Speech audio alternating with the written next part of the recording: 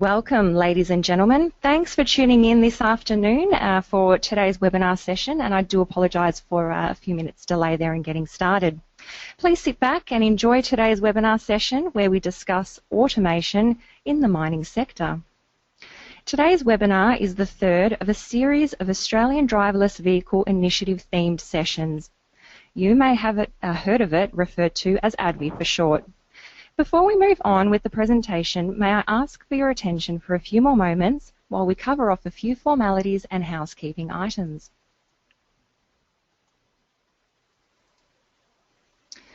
My name is Angela Rafts. I'm the online training coordinator here at ARB Group. I'll be moderating today's session and providing you with tech support if required. Joining us on this webinar today also is Matthew Layson, the team leader of ADVI. Matthew will stay on the line in case our audience and listeners have any ADVI-specific questions. And I will ask him, before we move on with the presentation, to give us a little bit of background into the initiative. So welcome, Matthew. Okay, hi everyone. I noticed we've got a number of people registered for the webinar who are not ADVI members. So just to give a bit of background on ADVI for just a couple of minutes. ADVI was created nearly 12 months ago now in Australia to lead the safe and successful transition of driverless vehicles onto Australian roads. So really a big coordination role. And started off with a series of demonstrations kicking off in November last year, and really trying to lead those three areas of industry, government, and academia together to make some steps forward for Australia in terms of where we are in terms of introducing driverless cars onto the roads and involving the public. There's a lot of hype about driverless cars, and two different themes that's often talked about in terms of automated vehicles and autonomous vehicles or self-drive vehicles. In the automated space, it's really moving what we see as a traditional driven vehicle on the left of the screen up there with a Volvo futuristic image. Moving forward to a highly automated vehicle which turns itself into a vehicle which can essentially control and drive itself. And speaking to one of our partners in the US only a few weeks ago now, gave a good insight into what the future of a completely self-driving car like the Google car, for instance, is really changing the way our mind works of vehicle transportation and that mindset of hopping into a lift. So rather than hopping into a vehicle and driving us traditionally where we need to go, hopping into a lift, pressing a button in a vehicle and telling us where we want to be dropped off, having that experience and then dropping off at the destination and leaving the vehicle. It's really exciting to have Rio Tinto here today having a talk about those fully autonomous vehicles with no drivers in them, which is really jumping right ahead to the Google car and the lift scenario. So the ADVI partnership is growing at a rapid rate. We've got well over 60 partners now in the ADVI initiative, and that slide there just brings up their logos. The ADVI partnership's made up a number of core partners and supporting partners, and for anyone that needs more information, encourage them to contact me or through the ADVI website and come on as a core or supporting partner in the initiative. So I'll just hand over now back to Ange just to finish off the housekeeping and get started on the webinar. Thank you. Great. Thank you so much, Matthew. And there'll be more information on how you can jump on board, becoming perhaps associated with this initiative if you're interested. A few housekeeping matters. So this session is being recorded, and the video together with the presentation material will be made available to you on conclusion of the session. For first-time webinar attendees, please see some helpful tips on your screen. Please note the questions box in particular, where you will type through any questions, comments or feedback you may have for our presenter. Now, speaking of our presenter, the man of the hour, please join me in welcoming James Petty to the microphone. James is the General Manager, Mine Fleet Management and Technology within Rio Tinto Iron Ore, based in Perth, New South Wales, or Western Australia, perhaps. Welcome, James. So great to have you with us today, and for all of your time in preparing today's session. We're very grateful to you. Can you tell us a little bit more about yourself and what our listeners can expect to learn from today's session? Sure can. Thank you, Ange and Matthew, for that. As Ange mentioned, I'm General Manager for the Mine Fleet Management Technology. The portfolio that I have is reasonably wide, but probably the exciting part of it and the bit that we're going to talk a bit about today is the technology component. So I'm a mechanical engineer originally, and I've been with Rio for many years, for actually nearly 28 years. But in that time, I've been able to run maintenance and run mines in various parts of the world. But the connection with this discussion today is that about 8 years ago, I came back to Australia into a mine called West Angeles, and I was general manager at that mine. So I ran the mine, and a project that Rio Tinto kicked off under the banner of Mine of the Future was autonomous truck trial. And if you flick to the next slide, please. The photo that's on that slide shows the West Angeles, and it shows the autonomous trucks running at West Angeles.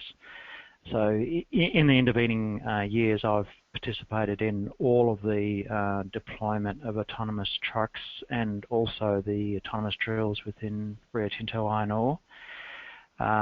These are under the banner of the Mine of the Future, as is listed there and trademarked. It is a Rio Tinto trademark, and I get to use that trademark in my role.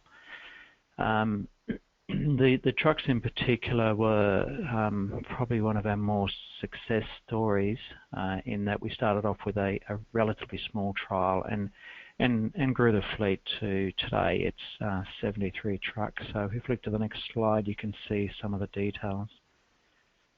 So Rio Tinto Iron Ore we are based in Perth, but our operations and most of our people are in the Pilbara. So the Pilbara is roughly 1,400 kilometres north from Perth.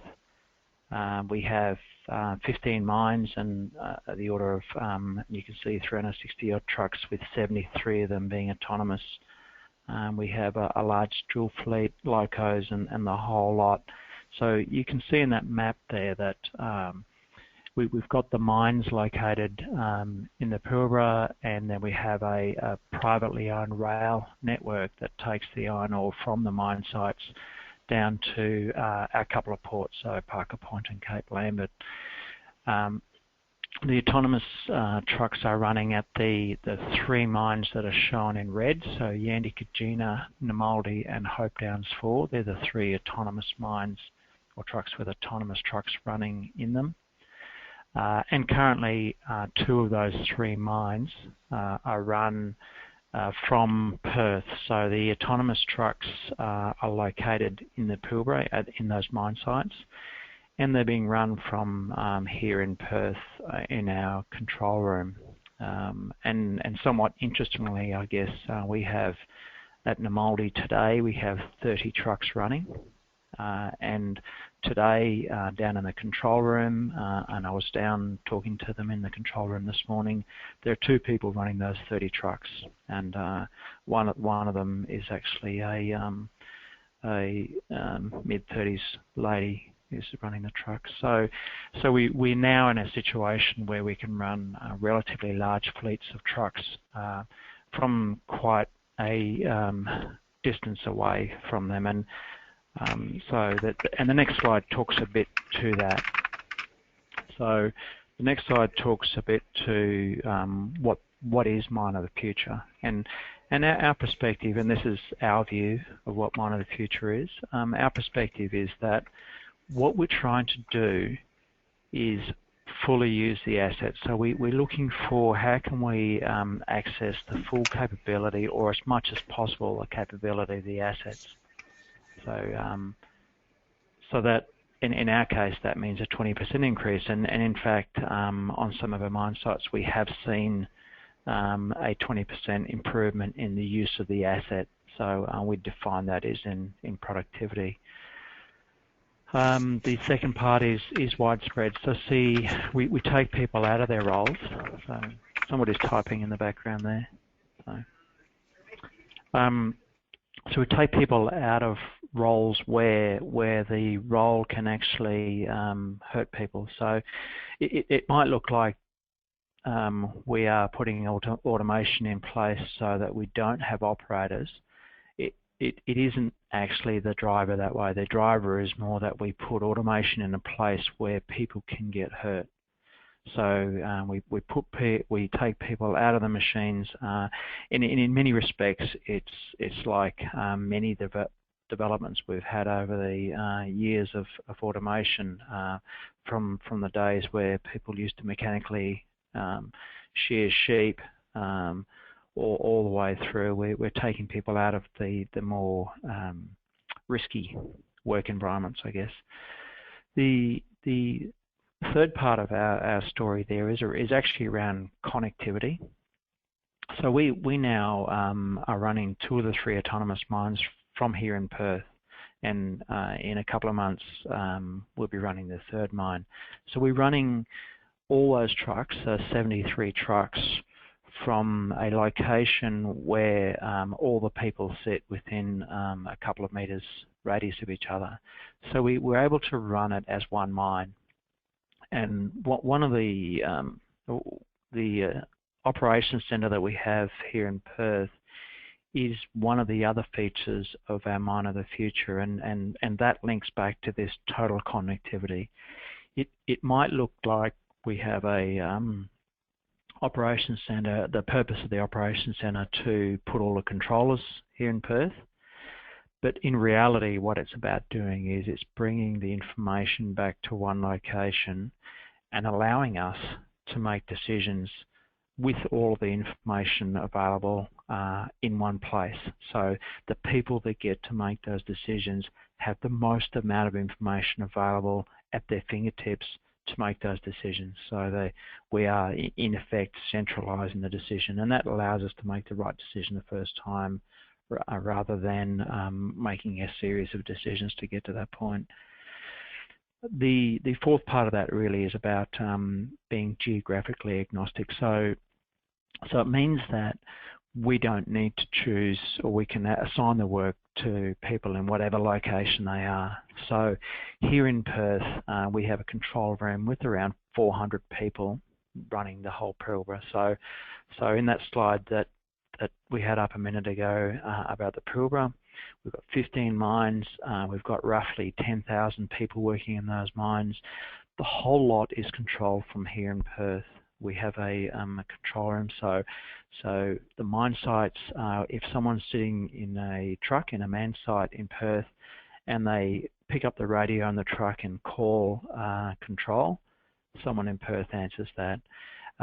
The plants that we have in the Pilbara that process the iron ore, the control of them is all done from here in Perth. The rail network, the whole control of that is done from here in Perth. All of the scheduling is done.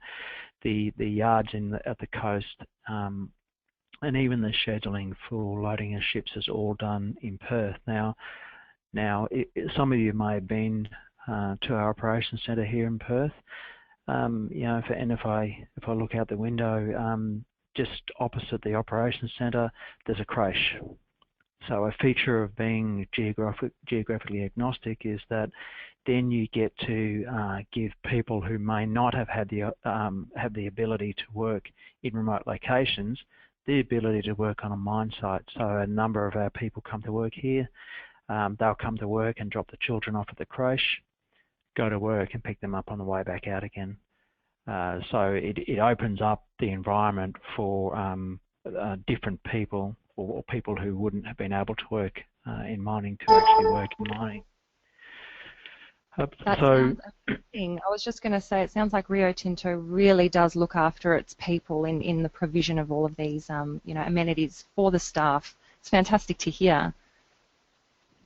Yeah, thanks, Angela. The the benefit of that is that we then open it up for more diversity. So a lot of people who might have left the workplace or made a decision to leave the workplace for children or even children's education can actually participate here. So yeah, the people are at the core of it. And that really comes through as in One Pilbara. So it's around people, technology and process. And somewhat interestingly, the autonomous truck project looks like a technical project. In fact, the project is more about people. It's more about a culture change and learning how to run autonomously. So, but I'll get onto a little bit a bit later. So on the next slide, we talk about the technologies of Mine of the Future. So these are the different technologies that we have under the banner of Mine of the Future at the moment. We're running the autonomous trucks and the drills. We have a trial around smart charging trucks and rock recognition. We're doing some face inspections. We're using some unmanned aerial vehicles. So there's some really high-tech information, or work going on. But the reality is that all of these add up to a bigger picture. So individually, each of the projects or processes helps with our safety, production, and consistency. But actually, collectively, they give us a much bigger picture of what's happening in the business. They, linking back to our operations center, allow us to make real-time decisions. And that in turn allows us to introduce improvements across all the sites. So we're able to rapidly trial things. In some cases, learning from those mistakes or things that go well, and then replicate the things that work really well. That's really the full suite. So moving from there into the autonomous trucks. So the next slide will talk to our timeline. So now this project is rather interesting in that it is so recent. So if you look at that, the first commercial deployment of autonomous trucks happened in a mine in Chile called Radomir Atomics. So that was 10 years ago. It was the first commercial deployment. People have been trialing this for a number of years, but that's the first time it happened. So some of our senior leaders went and had a look at that trial and decided that we would give that a trial, and it was a future for us, and we'd give it a trial. So that's where that 5-truck trial happened at West Angeles, and I was at West Angeles at the time. So from there, the project developed. It was an original trial for roughly 18 months or 31 million tonnes. And then we moved forward and we figured out that this technology really does work, and this technology can be applied to our mines in a much greater scale. So we set up a challenge with Komatsu that we would see whether we can get to 150. We're not there yet, but we're still on the journey. And we moved forward. So we moved those 10 trucks to Yandi. Then we got Yandi running. So the Yandi operation in April 2012 was fully autonomous, and that's the first time that an autonomous truck had hauled ore to a crusher. We moved from there to Namaldi and then onto Hope Downs 4. We're currently running what we call version 3 with this technology. As you would appreciate, the technology is quite dependent on, I guess, figuring out what needs to change and then making later iterations of it. And so we've moved forward onto version 3 and very much in partnership with Komatsu on that. So we now have that version 3 deployed at all of our operations. We now are running, as I mentioned before, 2 of the 3 mines from the operations centre here in Perth, and the third mine will be running from the operations centre in Perth in the next couple of months, so that the whole lot will be fully connected at that point. So that's the program, and that's where we are within iron ore. Perhaps what I can do now is help you understand a little bit about what technology that we are using is, and in the next couple of slides we'll talk to that. So from our perspective, then the next slide talks to what is AHS. It isn't remote operation. We don't remote control these trucks. There isn't somebody that, and we can't even take control of the trucks remotely. It is fully autonomous. The trucks make their own decisions. So we have the Komatsu version of the autonomous system has a central control system. So there's a central computer that monitors all of the activity in the pit and then assigns trucks to go from one location to another. The truck then charts its path from one location to another. So I've got a couple of photos and diagrams here to try and help describe that. So on the photo on the left-hand side, it's showing a loading area. So it's showing a excavator loading an autonomous truck with another autonomous truck waiting to be loaded. So that loading area is owned. All of our digging units have operators in them. The loading area is owned by the digger operator, and the digger operator controls the truck actions within there. So in the bottom diagram, you can see some lines. So a truck, and our road rules are same as out on the highway. The trucks drive on the left. So you can see that a truck will come in via a line on the left-hand side and do its loop and back underneath the loading unit. Then when it's loaded, it will chart its path back out of there, so that's owned. The central photo shows the haulage road. So you see two trucks running on the road there in different directions, and they'll run on those discrete paths. They will, on the diagram, it shows a truck with a top one has a green line heading out to the right, and the bottom one has a brownish line heading out to the left. So the top truck is heading to the right, and it actually has a permission line out from that truck. So that permission line gives that truck permission to travel in that area, and it gives that truck exclusive permission to travel in that area. Nothing else is allowed in that path. If the system detects that something else is in the path of the truck will stop. So it has a path. Now, in this case, they're traveling straight along the road, but through that intersection, you can see the pre-programmed paths that the truck will take through the intersection. So if that truck 202, the one with the brown line, needed to go through the intersection, it would follow that line through the intersection.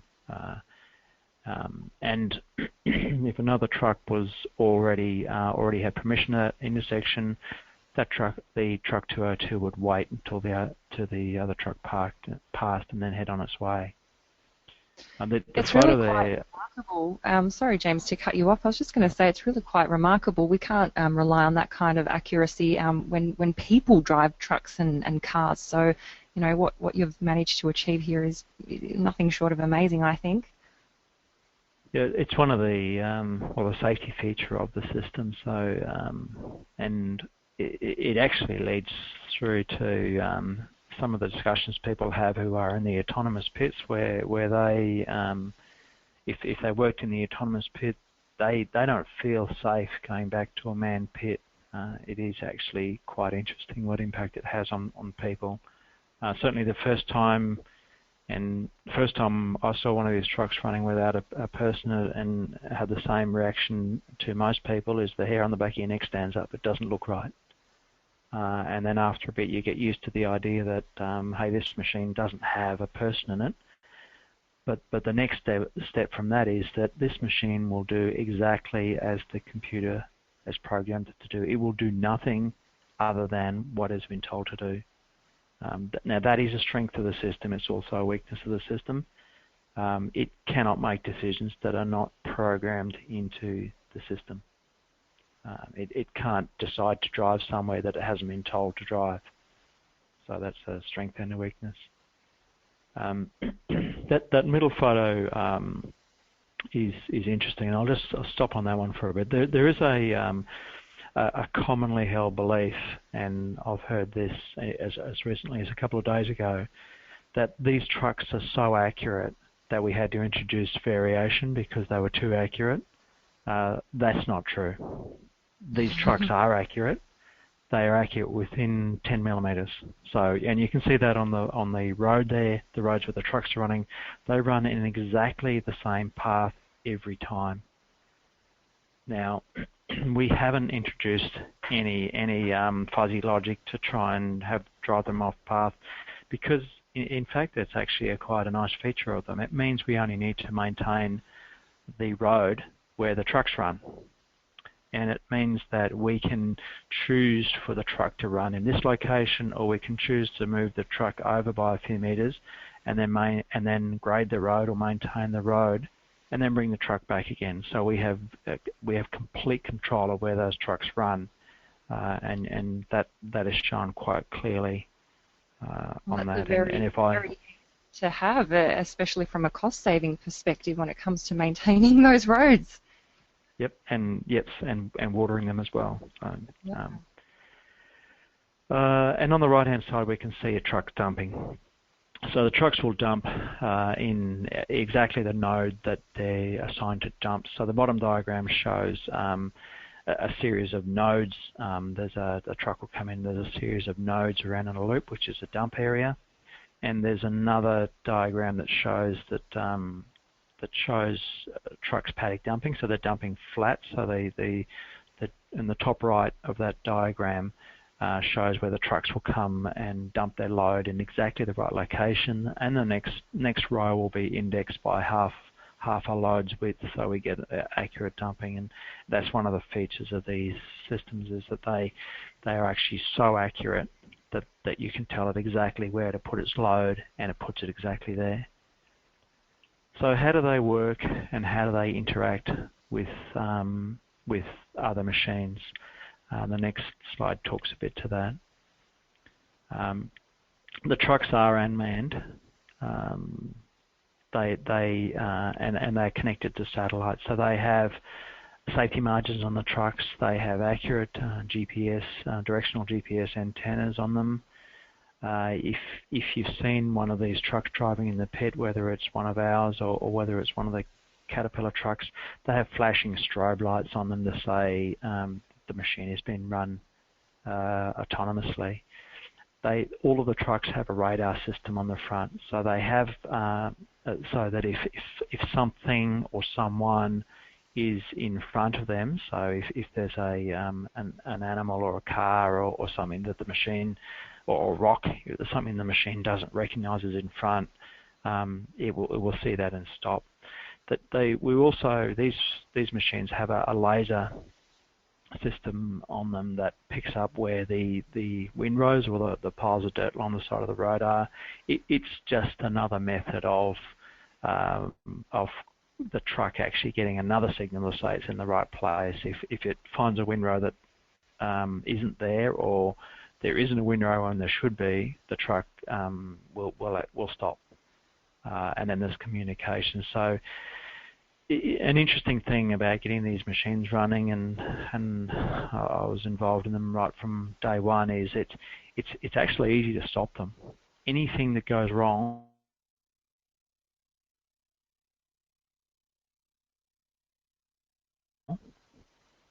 so you really have to have everything lined up right to make this thing move. So it defaults to stopped. So the safety, anything goes wrong, it'll stop. So it defaults to that position. Actually, James, just on that note, we have received a couple of questions, but one in particular relating to what you're talking about now.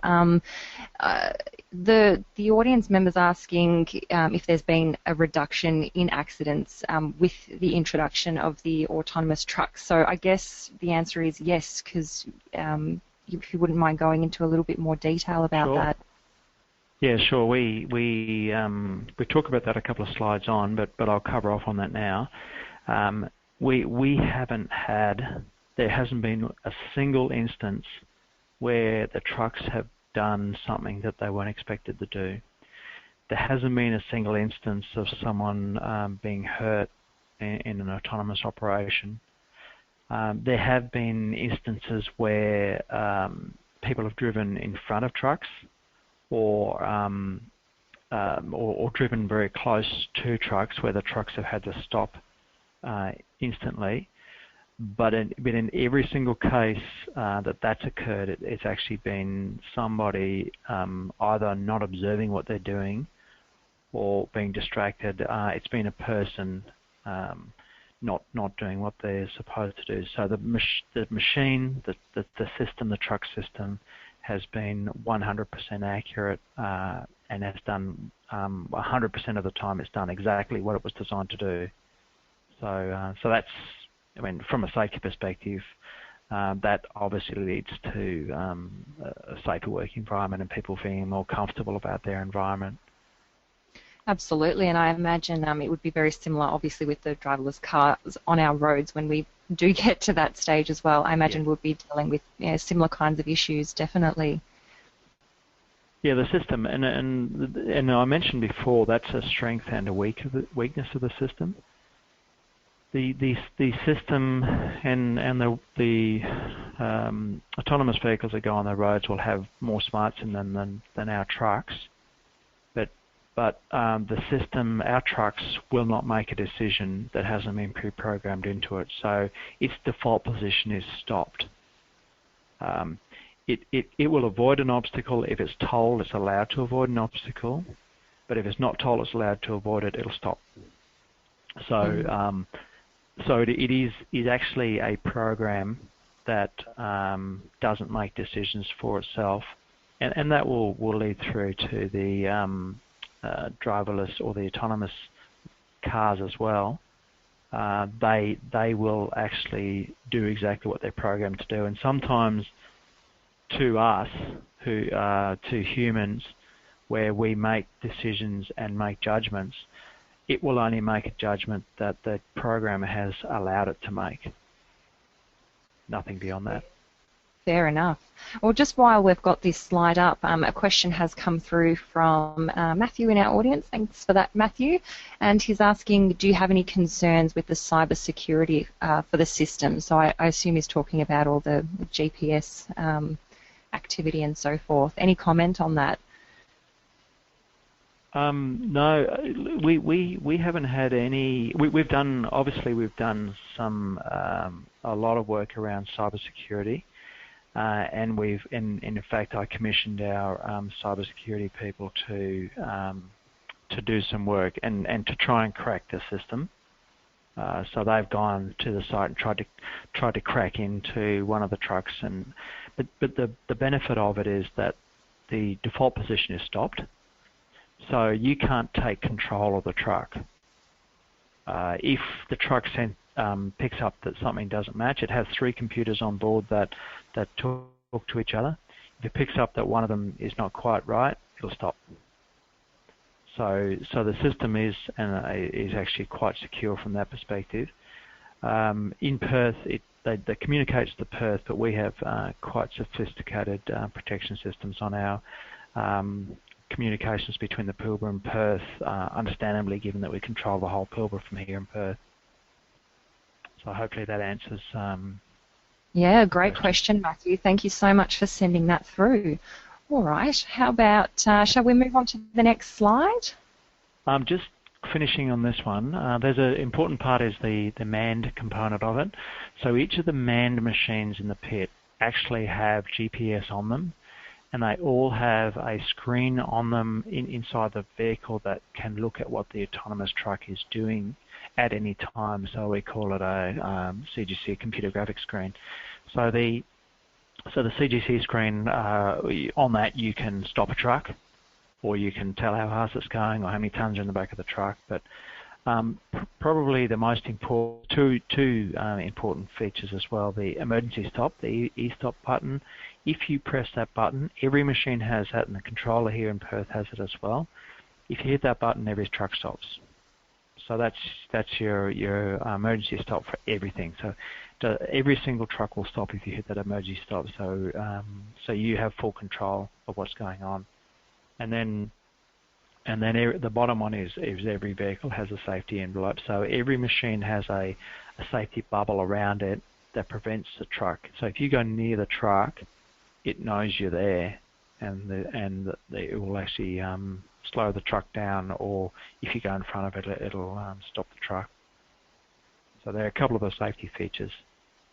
Fantastic. Well, would you mind, James, if we took a couple of questions? We've had a couple come through, all relating to, I guess, the performance of the manned versus the unmanned trucks, and that was one that I was curious to know as well. Can you talk a little bit more about how they compare in terms of their performance? Yep. A couple of ways to answer this. From a productivity perspective, the answer that everyone likes to hear, the most interesting thing about running autonomous machines is that there's a component of the system, and there's a component of how you run the system, and this will be the same for autonomous cars. So, and what we've figured out is that with autonomous machinery, it amplifies good operations and it amplifies not so good operations. So if you're running your mine really well in an autonomous environment, it'll run spectacularly well. But if you're not running the mine really well in the autonomous world, it will run the mine the way you tell it to run. So a lot of it has to do with how you run the machine. So we have a reasonable range of productivity across the mines, but you know, and I guess a very simple way to describe this is the difference between the autonomous trucks operation of our worst autonomous operation and our best manned operation is about 10% productivity difference. So the autonomous is 10% better. The difference between our best autonomous operation and our worst manned is 30%. So whichever way you look at it, the autonomous system is actually more productive than the manned system, but there's always a range of how they work. So from productivity, they are most definitely better. From a simplicity of operation, they do exactly what they're asked to do. So again, it comes back to how you operate. If you don't maintain the roads that these machines run on, they'll run on unmaintained roads and the truck will get damaged. If you don't design the intersections the right way, they will slow right down and stop and go around the intersections rather than having sweeping bends. So there's a lot of ways hopefully that answers the question in some respect. Thank you so much, Todd Levison and everybody else who asked along those lines. It's obviously a popular topic, so thank you, James, for addressing it. We have had some more questions come through, and thank you for getting involved, everyone. It's great to have that interaction. We might just move on with the presentation, and then we'll take some more at the end. Will that be okay, James? Sure.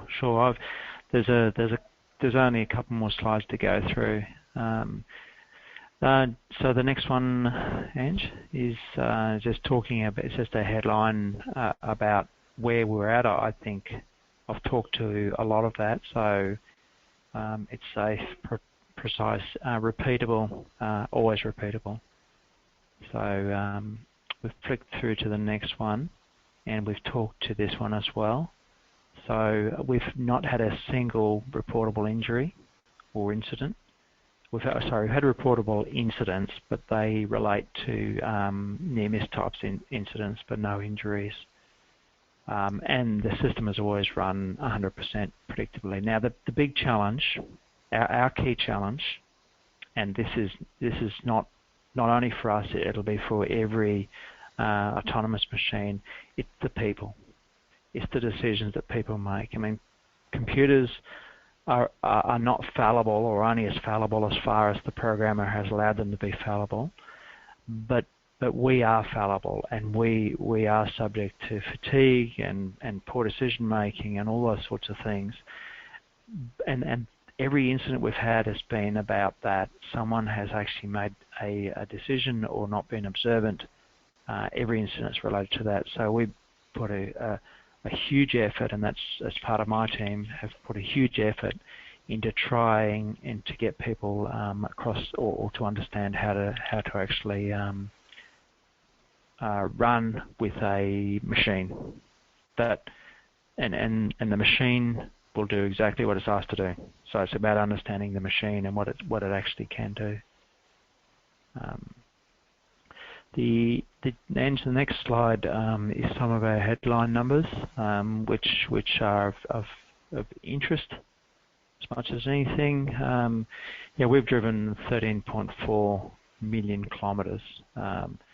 Which I tried to find a statistic that applied to that, but that's a lot of times to the moon and back. So we're driving 15,000 k's a day with our autonomous trucks.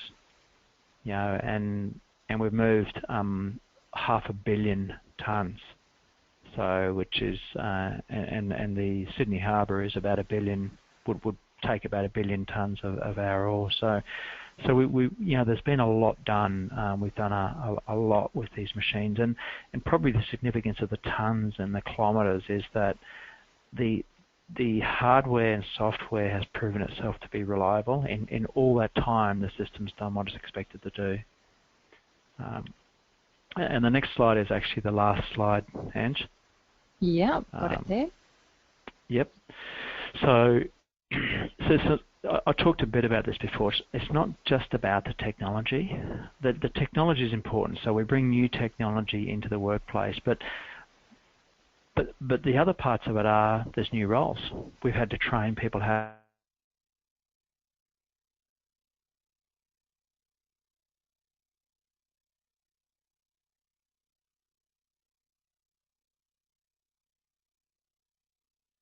Somewhat interestingly, when we kicked the project off at West Angeles, you would have imagined that we would have had the Gen X and Gen Y people interested.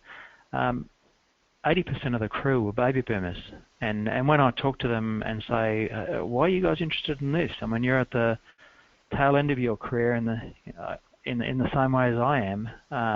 Why are you interested in this? And their comments are, I want to leave something behind. I want to leave a legacy behind. I want to leave something in play where my kids and my grandkids don't have to drive a truck or subject themselves to that dangerous working environment.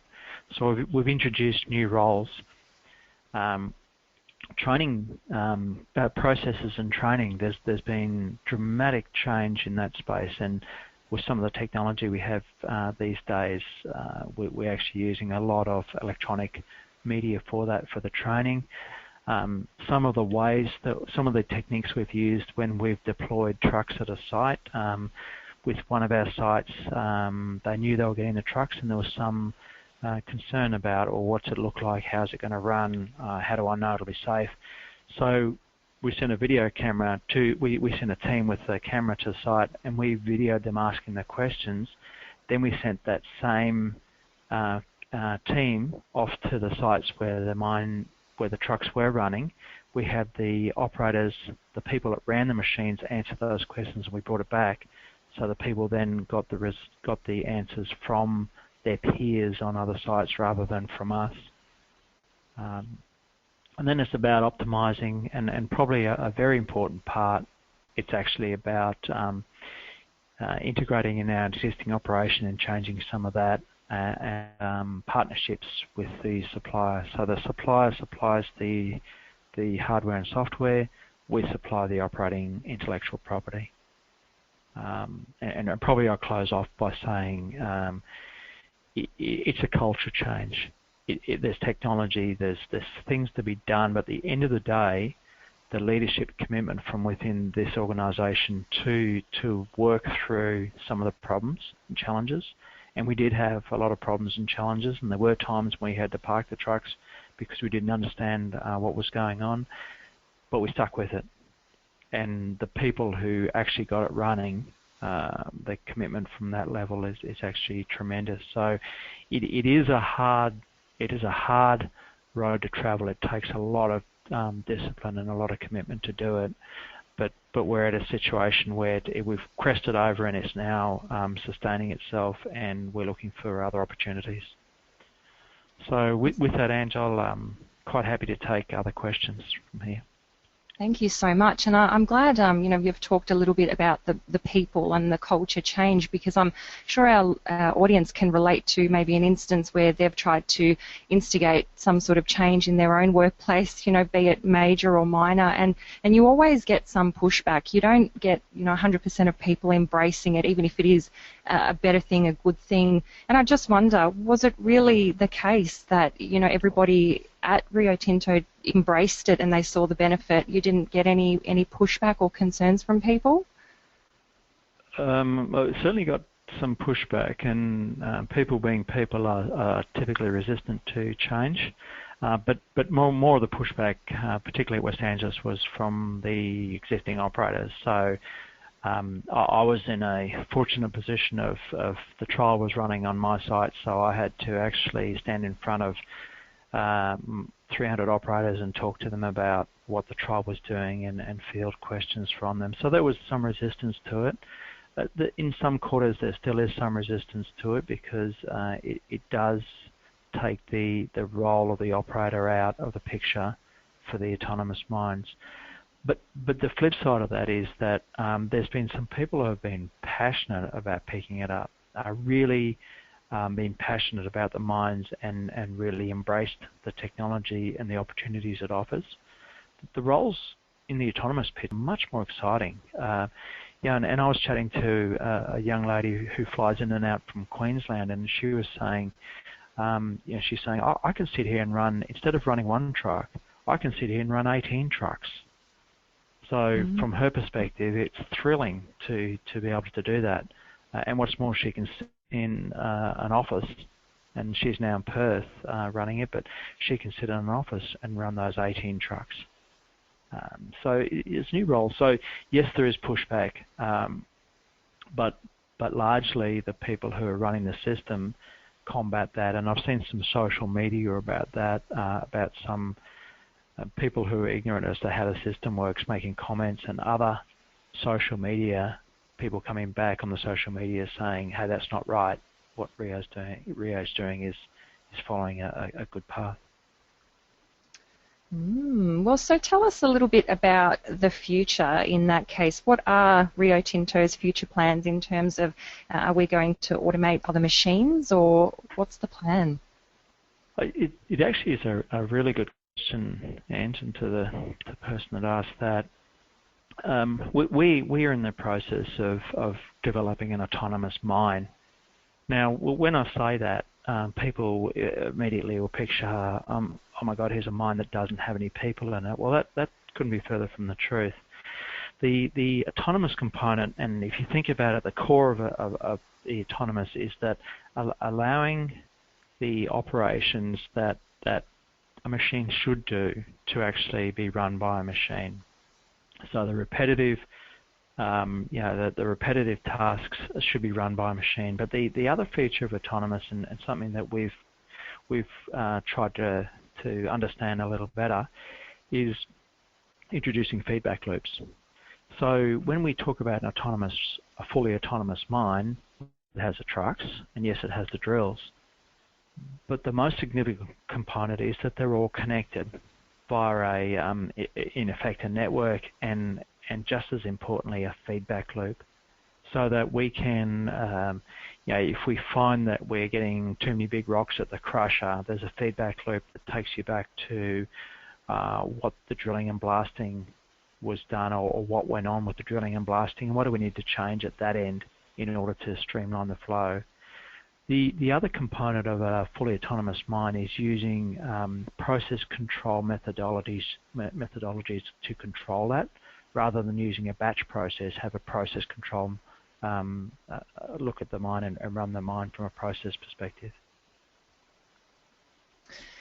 Great. We've had a question here from Peter, and I'll just read that out to you. So, what issues are you facing? Are you finding that are different or more challenging by way of the public interface? More, in a respectful way, it's more ignorance. It's more about people not understanding the system, and also you're having to deal with people that don't know how the system works or make assumptions about how the system works, and this will be a big issue with autonomous cars. There's a belief that in 5 years' time I'll be able to call up Uber and a car will come around and pick me up and take me away with no operator in it.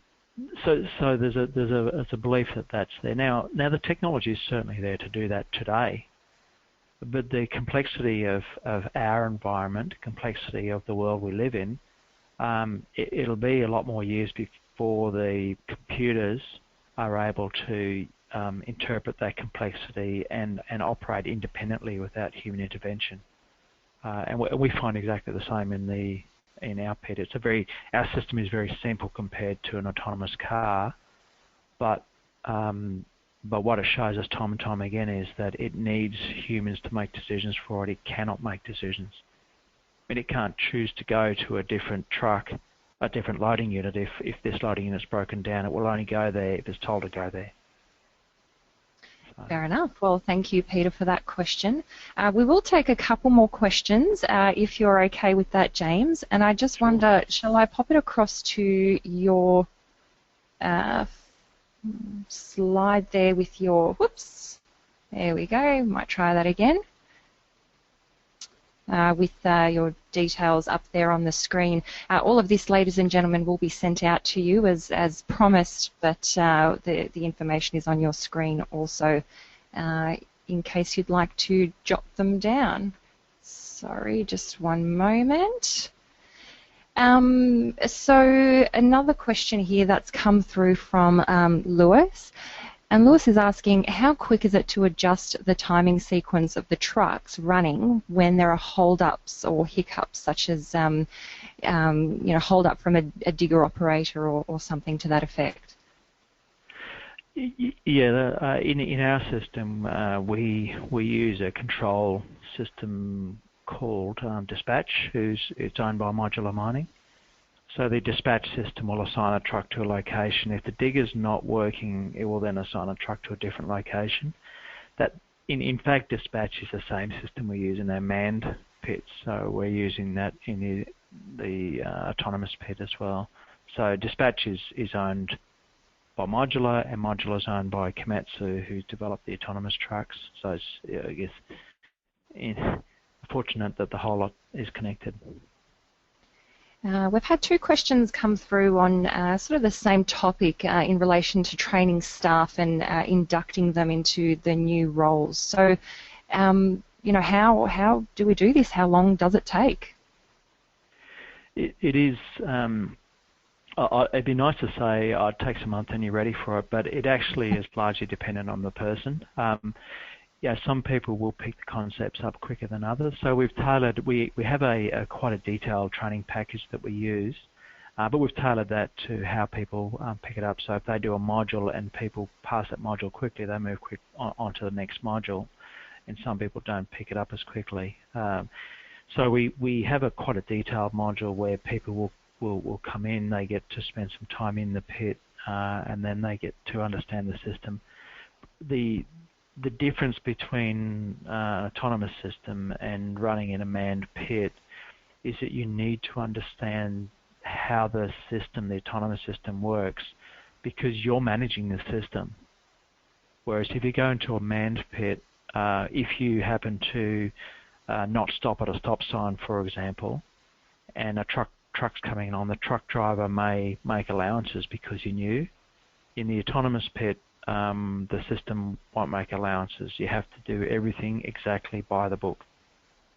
So in an autonomous pit, the truck will stop as well, but the truck driver, there's no truck driver to actually make decisions for you. Another question here, Lewis asked this one also. Thank you, Lewis.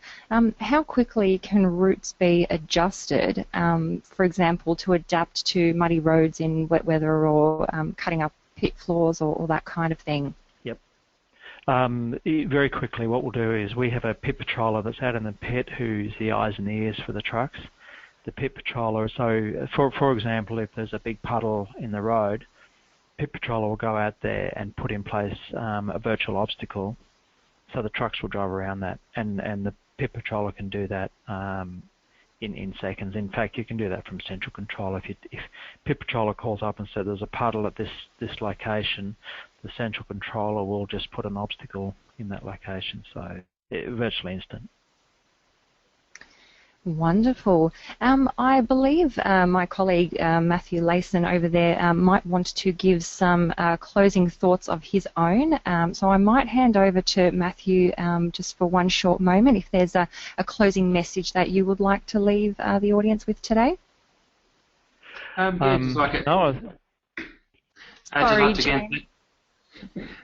to again thanks James for coming along and joining us for this webinar. I think it's been really interesting and a good insight into the mining area, which I know a lot of our ADB partners were very keen to hear about, and it's something when we speak to our global partners as well that they often come up and want to know more about what's been happening in the areas in Australia in the autonomous vehicle space. So thank you very much for coming along and sharing that with us, and thanks for all the attendees coming along to listen in, and obviously any direct questions relating to the Rio Tinto slideshow, send them through to James, and anything further send them through to myself or through the ADB website for further information.